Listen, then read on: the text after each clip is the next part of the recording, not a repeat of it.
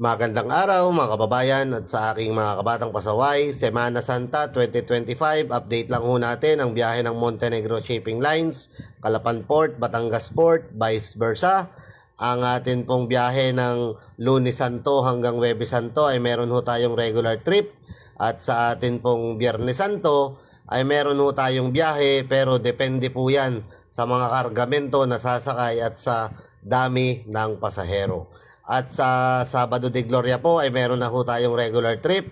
At ganun din po sa Linggo ng Pagkabuhay, meron na rin ho tayong regular trip. Yan ho ang update ngayong Semana Santa 2025 sa biyahe ng Montenegro Shipping Lines. Kaya po sa mga babiyahe, kayo ho ay mag-iingat. Sa mga nakafollow sa akin, please share this video para updated po lahat ng biyaheros natin.